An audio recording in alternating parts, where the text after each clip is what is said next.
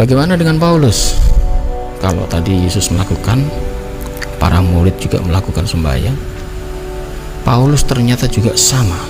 Disebut apa? Mereka mengangkat tangan dengan menyebut Allah Maha Besar, dan semua orang yang menyambut dengan sambutan kata amin, seperti orang Islam bersembahyang, dan makmumnya menjawab amin sambil mengangkat tangan.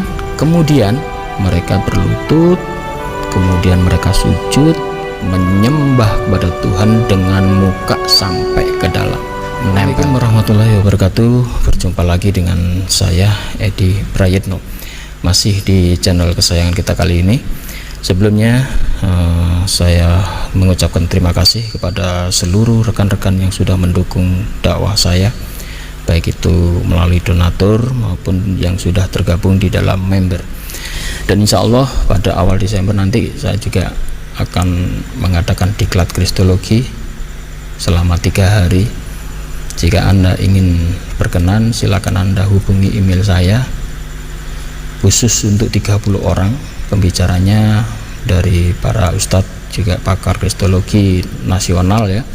Di sana ada Ustadz Mashud, ada Ustadz Menachem Ali, ada Ustadz Suherman Rosidi. Beliau ini dosen guru besar di UNER ya. Kemudian ada dosen dari Ustadz Abu Taki, juga beliau dosen. Yang jelas pembicaranya adalah orang-orang yang berkompeten di bidangnya. Dan juga saya sendiri selama 3 hari saya akan mengadakan diklat di Trawas ya.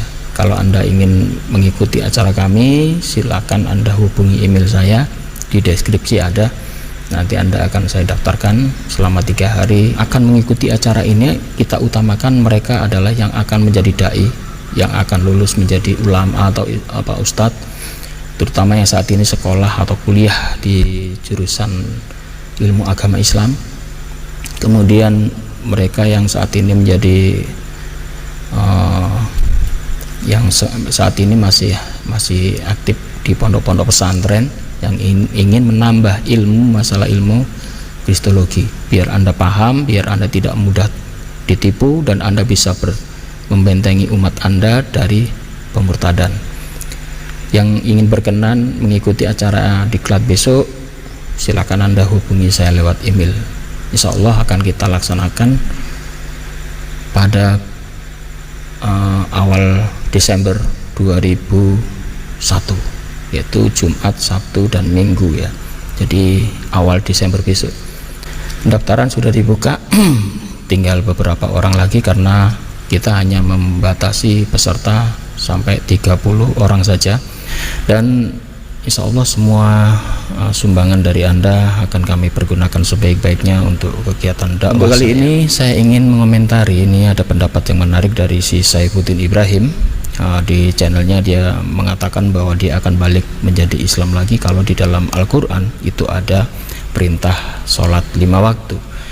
Dan apa yang dikatakan oleh si Saifuddin Ibrahim ini tidak lepas dari channel yang belakangan ini lagi rame dikemukakan oleh si Ade Armando ya. Ade Armando ini seorang muslim tetapi membuat sebuah pendapat yang membuat geger, meskipun itu pun pendapat yang sudah sebetulnya pendapat yang sudah tidak mengherankan, itu pendapat sudah lama ya.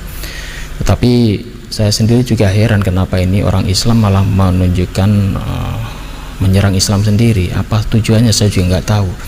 Kalau orang non muslim mencari-cari kelemahan Islam, itu dia pasti mempunyai tujuan, yaitu ingin memurtadkan orang-orang Islam. Tetapi kalau ada orang Islam sendiri, si Ade Armando ini adalah orang muslim tetapi ingin mencari kelemahan Islam, saya tidak tahu dia motifnya apa dan tujuannya apa.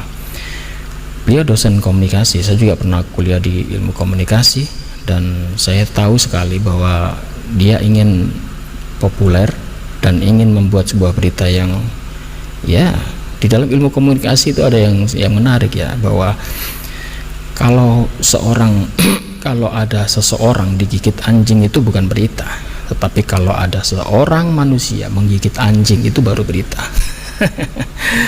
Itu dalam ilmu komunikasi. Jadi ilmu komunikasi itu kalau ingin Anda menjadi terkenal, bikinlah berita yang di luar kewajaran atau di luar normal atau berani menabrak arus lah. Jadi seperti Ade Armando ini seorang muslim tetapi menyerang Islam sendiri, dan ini pendapat dia ini ternyata memang saat ini lagi dipakai oleh orang-orang non muslim untuk lebih menyerang Islam lagi, terutama si Saifuddin Ibrahim ini. Di channelnya si Saifuddin Ibrahim yang membuat judul bahwa kalau ada sholat 5 waktu dia akan kembali menjadi Islam lagi. Dan coba kita lihat apa efek dari si video dari si Ade Armando ini terhadap penginjil-penginjil yang memang tujuannya untuk memurtadkan orang-orang Islam. Coba kita lihat bersama-sama.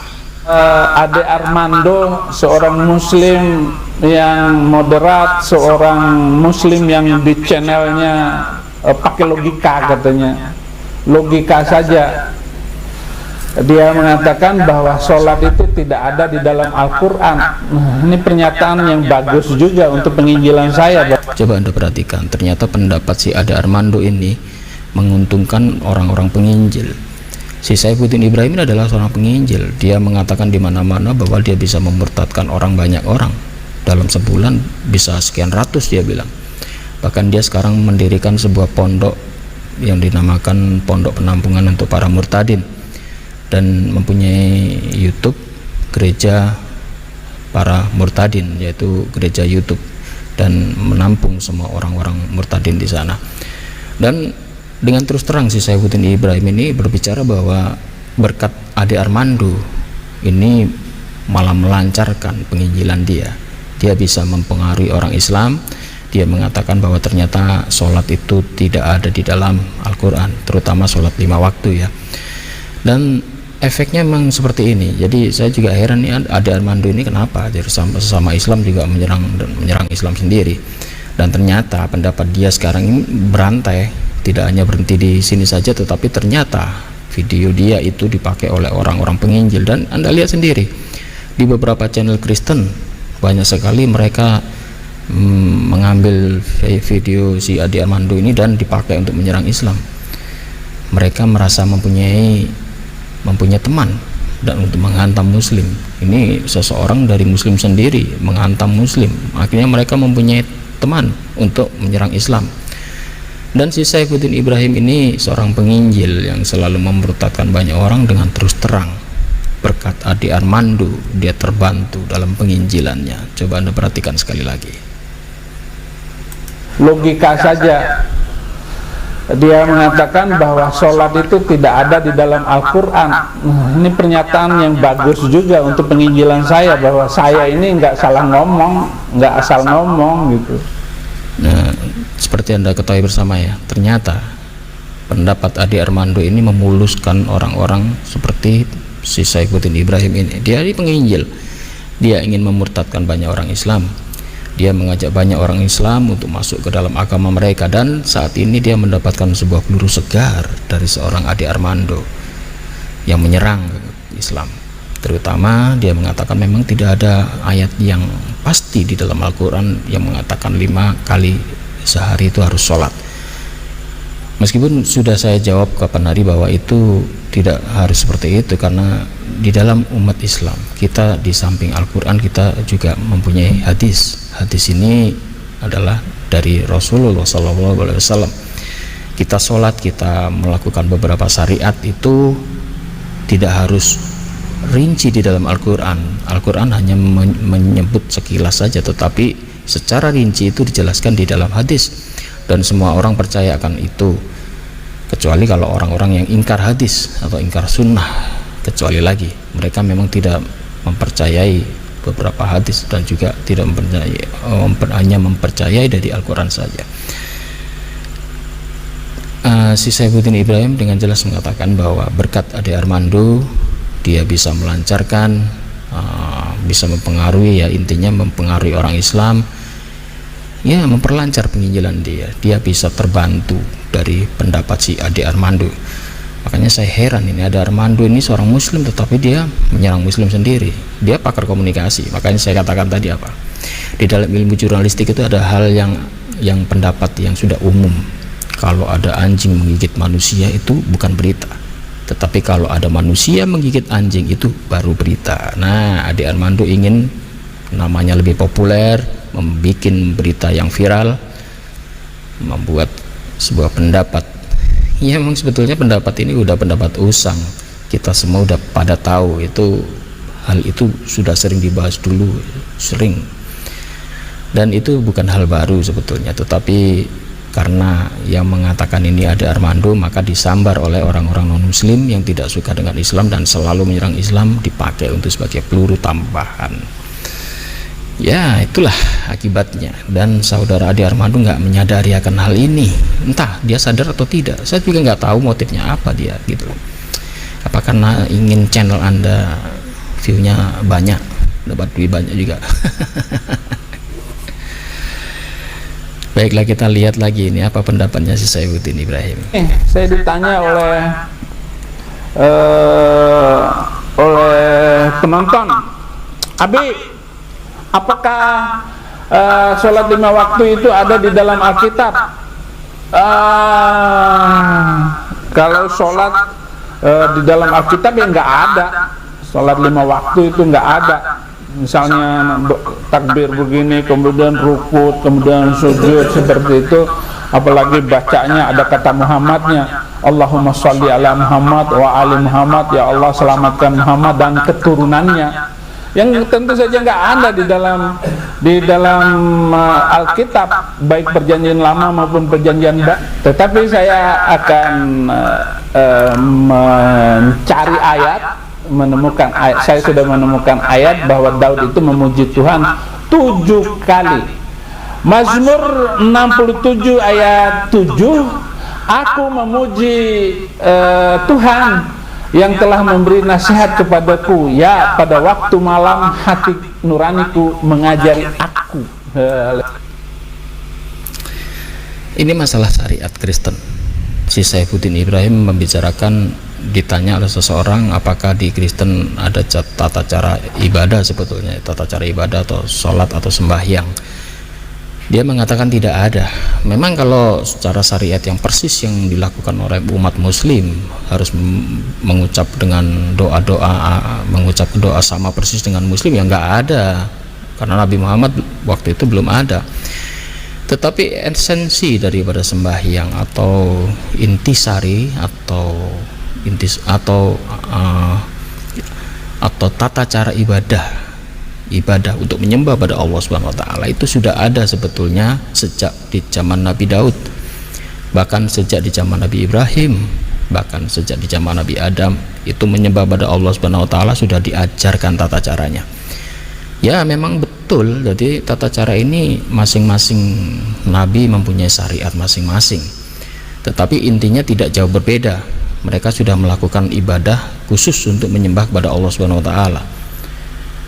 Apa buktinya? Saya katakan tadi, si Saifuddin Ibrahim ditanya oleh seseorang apakah di Alkitab ada tata cara sembahyang. Si Saifuddin Ibrahim menjawab tidak ada. Dia bilang, si Saifuddin Ibrahim ini tidak menguasai Alkitabnya. Di Alkitabnya Nabi Isa atau Yesus itu juga melakukan sembahyang, sholat kepada Allah Subhanahu wa taala. Para murid-muridnya juga melakukan sembahyang. Bahkan Rasul Paulus pun juga melakukan sembahyang.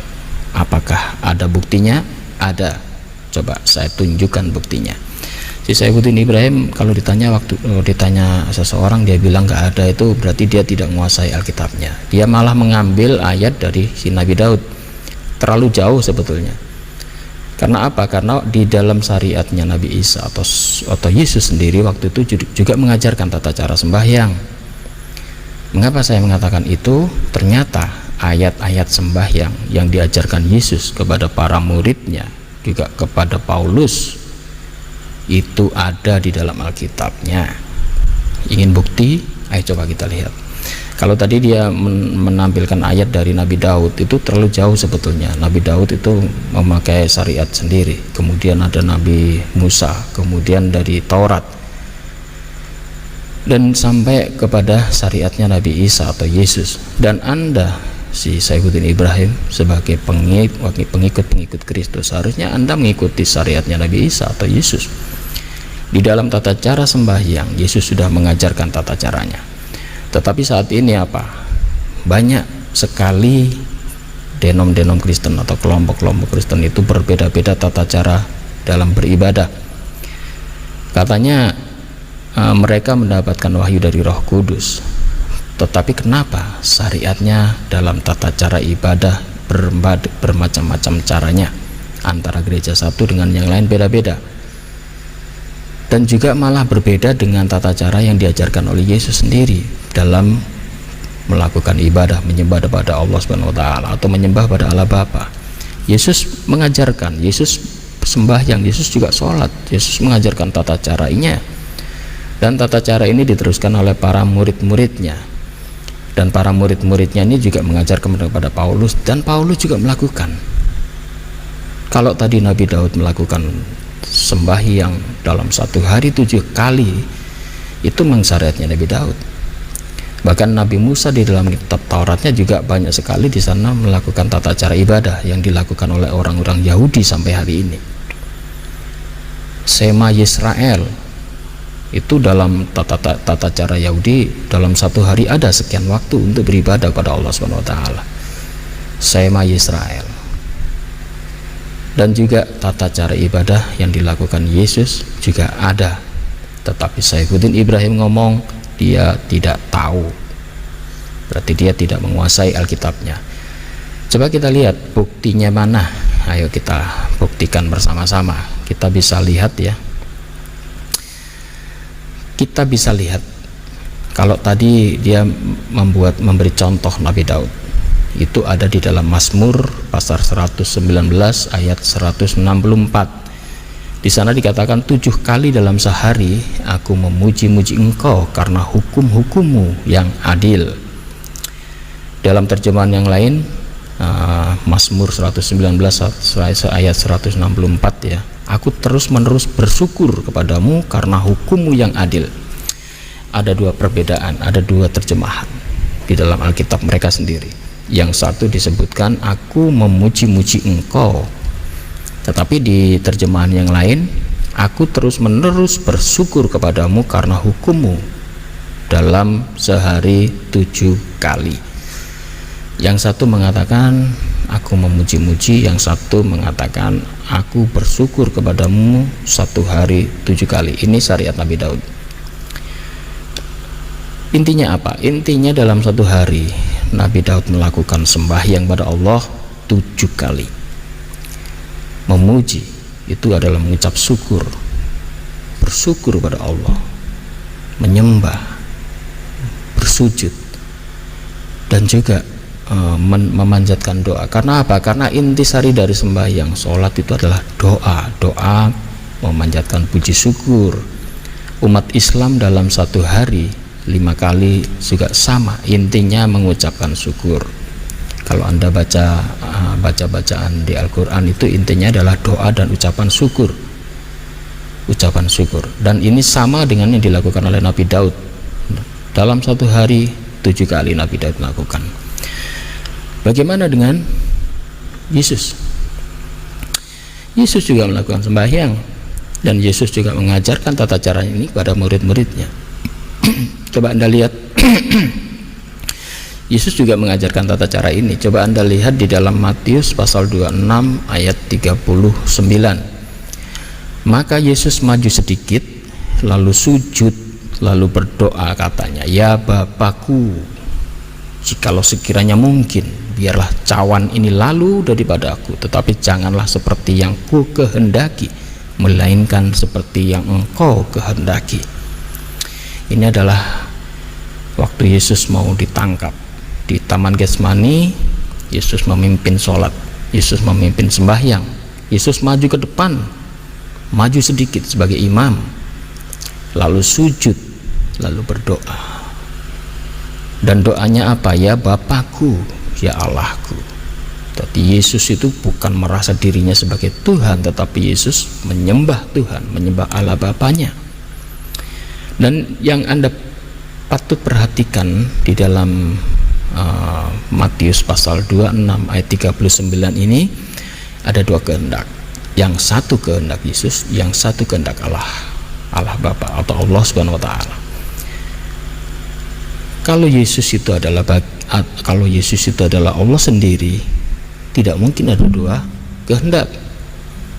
Kalau dua pribadi itu memang ada dua kehendak, antara saya dan orang lain itu ada dua. Kalau saya menyatu menjadi Allah, ya satu kehendak saya juga kehendak Allah. Tapi Yesus dengan jujur mengatakan di dalam Matius pasal 26 ayat 39 tadi mengatakan apa?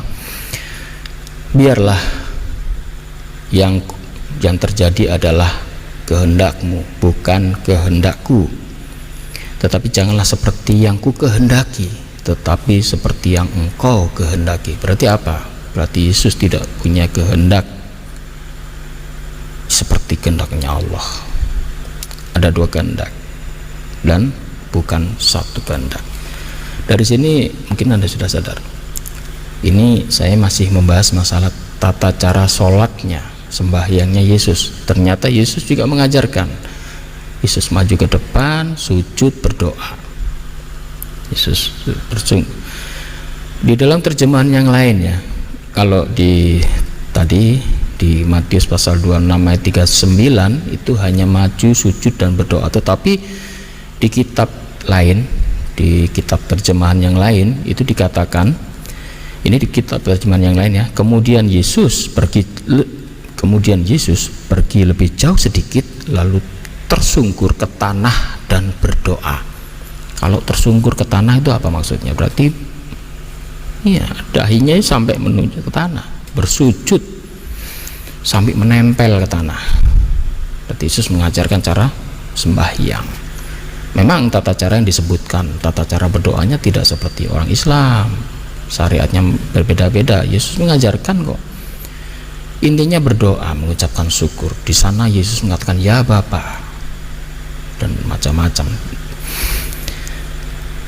Jadi di dalam tata cara Yesus berdoa atau sembahyang yang diajarkan kepada murid-muridnya itu mirip dengan yang dilakukan oleh Muslim. Beliau menjadi imam, maju sedikit, sujud, ruku, dan juga dahinya sampai menempel ke tanah. Itu ada terjemahan tadi yang pertama memang tidak disebutkan menempel ke tanah, tetapi di terjemahan lain itu lebih jelas lagi tersungkur sampai ke tanah. Kalau kita lihat terjemahan bahasa Inggrisnya itu lebih jelas lagi. Di sana dikatakan, di dalam bahasa Inggris lebih jelas dikatakan di sana, and going a little farther, he threw himself upon the ground on his face. Jadi wajahnya ini sampai menempel ke tanah. Jadi memang terjemahannya di kamuflase yang pertama tadi memang tidak disebutkan sampai menempel ke tanah, tetapi di terjemahan yang lain masih disebutkan menempel ke tanah. Jadi tidak benar apa yang dikatakan Saifuddin Ibrahim bahwa di Alkitab tidak ada tata cara sembahyang. Ada, Yesus mengajarkan. Kalau Yesus mengajarkan, bagaimana dengan muridnya? Pastilah akan diteruskan karena tata cara ini sudah diajarkan. Mana buktinya? Ada. Coba kita lihat.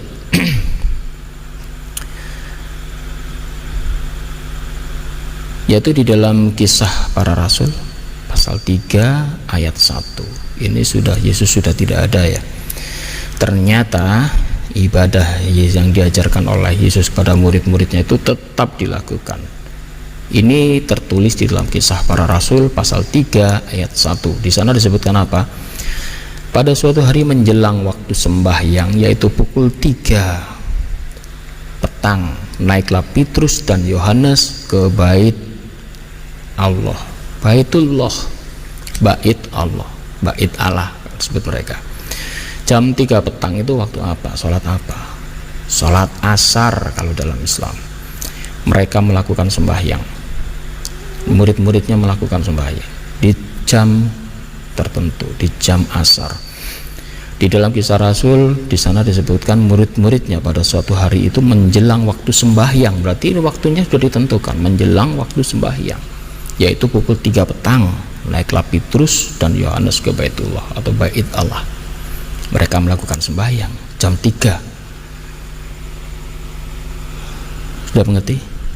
Kalau tadi dikatakan Saifuddin Ibrahim mengatakan di Alkitab tidak ada diajarkan tata cara sembahyang, berarti dia tidak membaca Alkitabnya ini, dia tidak ngerti. Karena apa? Karena yang dia lakukan tidak yang seperti Yesus ajarkan dan murid-murid lakukan. Yesus mengajarkan sholat, para murid jam 3 juga melakukan sembahyang. Sekarang saya bertanya, gereja mana yang melakukan hal ini? Sampai hari ini melakukan. Ini ada di dalam kitab suci mereka loh ya, saya tidak mengarang, ini ada di dalam kitab suci kalian. Sekarang saya bertanya, gereja mana yang masih melakukan ini? Katolik, Protestan, yang mana? Mungkin ada Ortodok, tapi itu sekarang kelompoknya masih kecil dibandingkan yang besar-besar itu. Terus yang besar-besar itu melakukan ibadahnya mirip siapa? Tadi sudah Saifuddin Ibrahim sudah sekilas menunjuk si Daud dengan mengatakan bahwa Nabi Daud bernyanyi-nyanyi. Nah, Nabi Daud bernyanyi-nyanyi di dalam Mazmurnya itu atau kitab Zabur itu yang dipakai patokan orang-orang Kristen saat ini, bahwa ibadah itu dilakukan dengan cara nyanyi-nyanyi. Padahal tadi sudah saya sebutkan bahwa terjemahan lain di dalam Mazmur tadi sebetulnya ada yang menerjemahkan memuji-muji, ada yang menerjemahkan bersyukur. 7 kali dalam sehari Nabi Daud bersyukur. Ada yang mengatakan 7 kali dalam sehari Nabi Daud bernyanyi-nyanyi.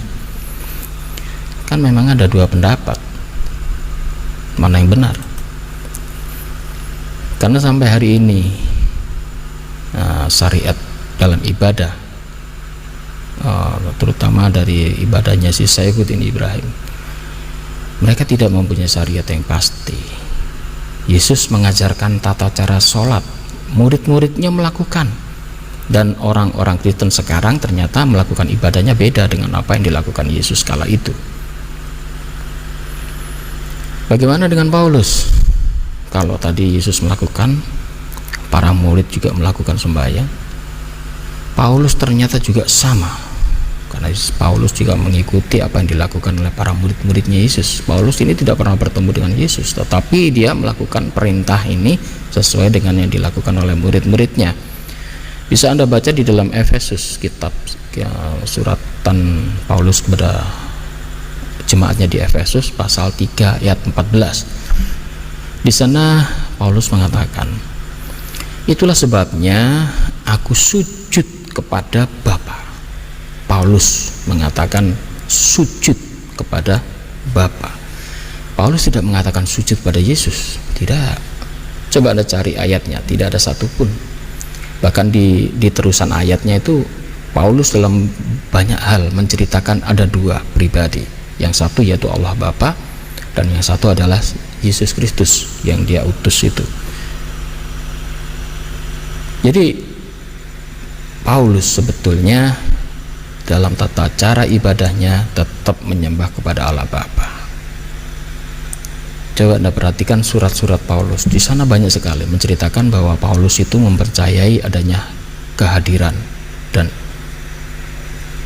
zat yang maha tinggi, yaitu Allah Bapa. Itulah akhirnya muncul di doktrin Kristen saat ini ada 3 pribadi, yaitu Allah Bapa, Allah Anak, dan Allah Roh Kudus.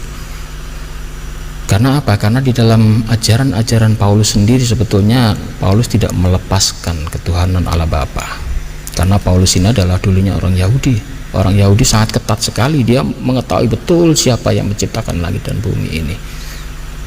Dan Rasul Paulus masih ada nilai apa itu ajaran-ajaran tauhidnya ada.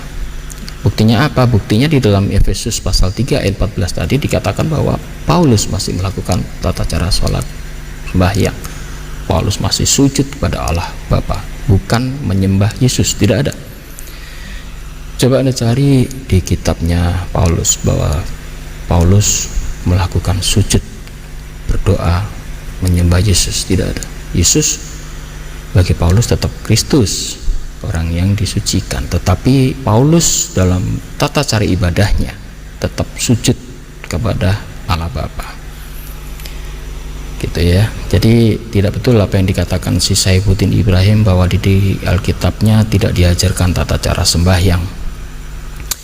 Kemudian coba kita lihat di Perjanjian Lama, di kitab Perjanjian Lama ini di zamannya Nabi Ezra ya. Di Perjanjian Lama itu ada kisah Nabi Ezra, itu ada di kitab Nehemia pasal 8 ayat 6.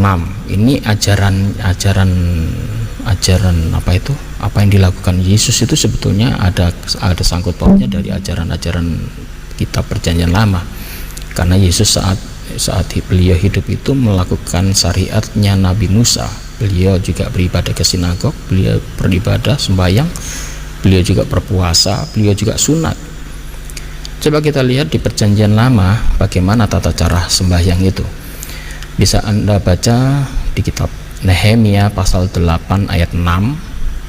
Begini bunyinya ya. Lalu Ezra memuji Tuhan Allah yang maha besar. Apa ini? Allahu Akbar. Ezra memuji Tuhan, Allahu Akbar.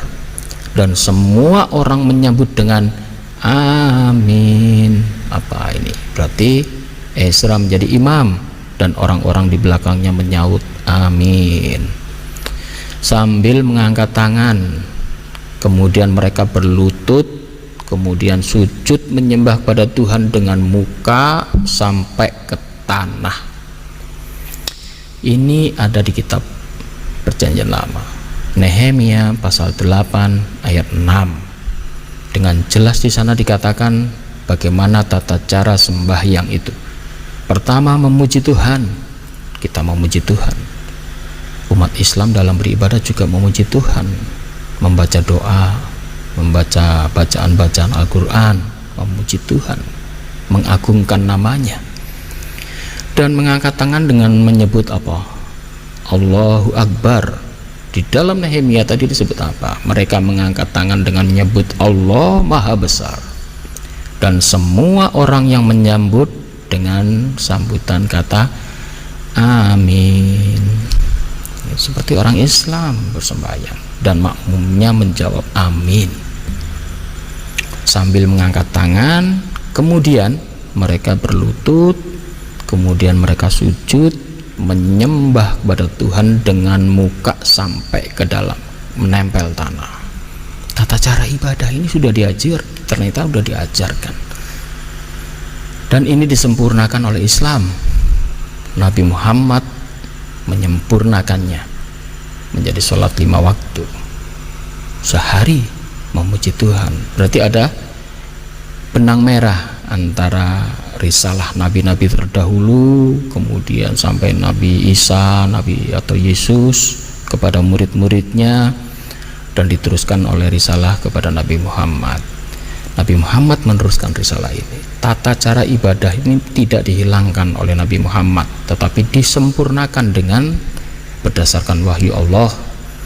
Di dalam Al-Quran banyak disebutkan perintah-perintah sholat, meskipun tidak langsung disebut 5 waktu, tetapi kita menyadari bahwa kita ada hadis, sholatlah kalian seperti aku sholat, dan itu dilakukan oleh para sahabat-sahabat Nabi sampai hari ini, dan diteruskan sampai hari ini, tidak putus. Orang-orang hafid Al-Quran tidak putus, mulai zaman Nabi apa yang dikatakan oleh Nabi Muhammad sampai hari ini dihafal anak-anak kecil hafid Al-Quran. Jangankan tata cara sholat, tata cara yang lain, syariat-syariat yang lain juga diteruskan. Karena apa? Karena ditulis di dalam hadis. Bagaimana tata cara ibadah, bagaimana tata cara menikah, bagaimana tata cara haji, bagaimana tata cara berkorban, bagaimana tata cara kita membina rumah tangga, itu ditulis dengan lengkap di hadis. Ini namanya syariat atau hukum fikih.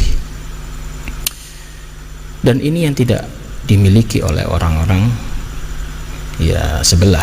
Makanya tadi kemarin saya kritiki si ceramah dari si Buya Sakur yang mengatakan bahwa Islam ini meneruskan syariatnya dari ajarannya Kristen. Saya bantah di sana bahwa sebetulnya syariat Islam itu beda jauh dengan mereka.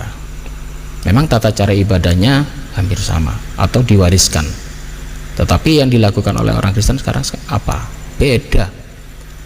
Kalau Buya Sakur mengatakan ada benang merah antara para nabi-nabi dahulu, Nabi Musa, Nabi Daud, Nabi Ibrahim, Nabi Ishak, Nabi Ismail sampai Nabi Muhammad, tata caranya nyambung, itu memang betul. Tetapi kalau dipotong meneruskan syariatnya Kristen beda. Sekarang Kristen aja bagaimana tata cara ibadahnya, nggak beda-beda. Bagaimana puasanya beda-beda. Jadi kemarin saya kritiki pendapat Buya Sakur, mungkin lebih tepatnya kalau syariat Nabi Muhammad itu meneruskan risalah dari para nabi-nabi, Nabi Isa, kemudian Nabi Daud, Nabi Musa, sampai ke atas Ibrahim, bahkan sampai Nabi Adam. Karena di dalam Al-Quran disebutkan mereka adalah orang-orang muslim. Siapa orang-orang muslim atau orang-orang Islam? Mereka adalah yang patuh pada Allah, yang selalu menyembah dan melaksanakan semua syariat, apa yang dilakukan, apa yang diperintahkan itu yang dilakukan.